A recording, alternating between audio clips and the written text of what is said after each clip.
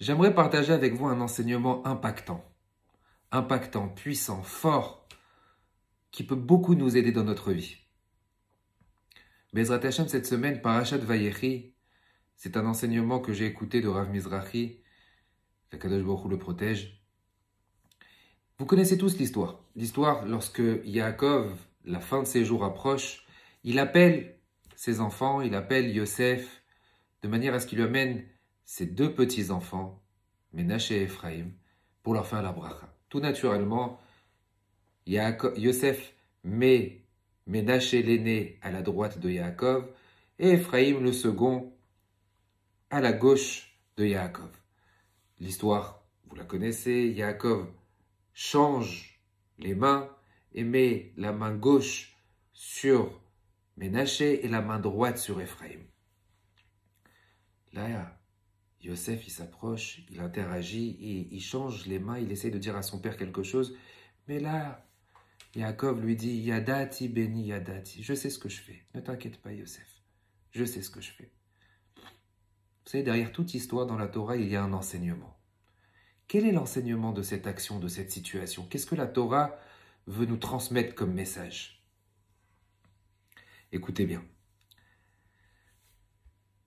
Ménaché et Ephraïm, ce n'est pas uniquement des noms, ça a une signification très profonde.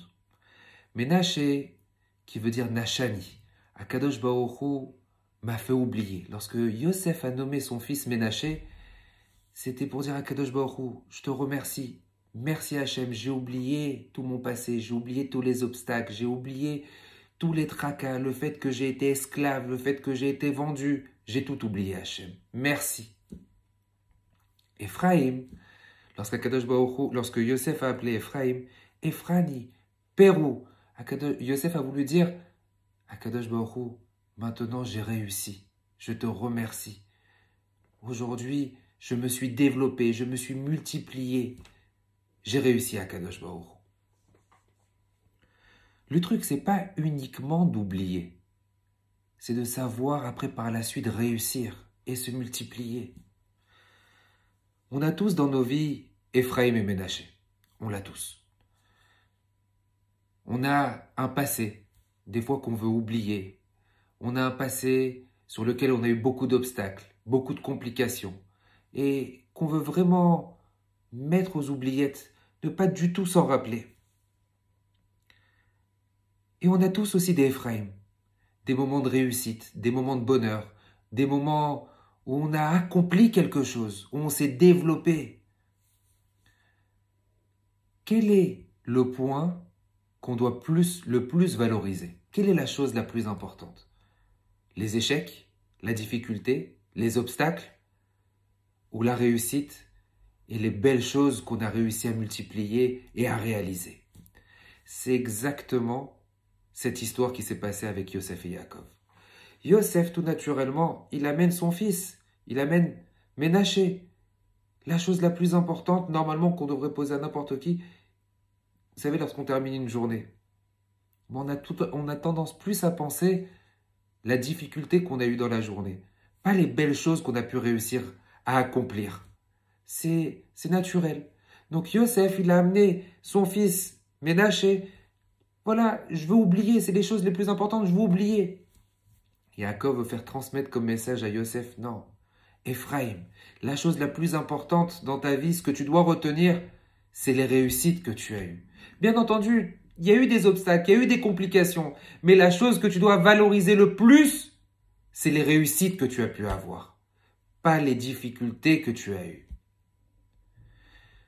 Mes chers amis, vous savez, c'est cette histoire qui est connue. Il y avait une fois un professeur qui a demandé à ses élèves, il leur a donné une feuille blanche. Et sur cette feuille blanche, il a mis uniquement un petit point noir. Il a mis un petit point noir. Et il leur a demandé, faites-moi une dissertation. Dites-moi ce que vous voyez sur cette feuille. Tout le monde a commencé à expliquer, à développer le point noir, la circonférence, ce qu'il avait, à quel endroit il était situé. Et parmi ces élèves, il y avait un élève qui avait développé toute la feuille blanche.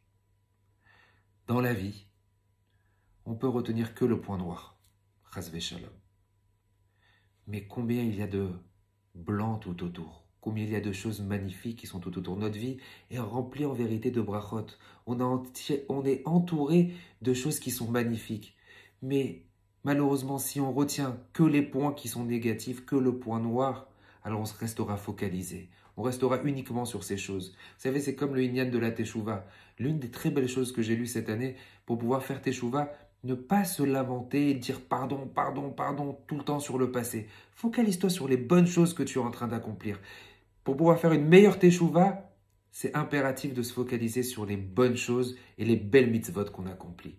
C'est une leçon de vie. Qu'on sache voir la beauté extérieure, tout ce qui nous entoure, combien c'est bon, combien Akadosh Baruch Hu il est magnifique et combien en vérité on réussit, on arrive à accomplir. Que ce soit même avec nos enfants, à la place de pointer des choses qui sont négatives, la meilleure façon de pouvoir les développer, c'est de pointer sur les choses qui sont positives et leur donner un tremplin et les mettre en valeur, les mettre sous des projecteurs. Razak, c'est bien. Même chose dans notre couple.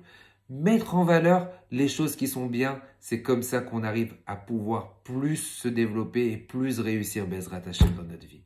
Shabbat Shalom, au revoir.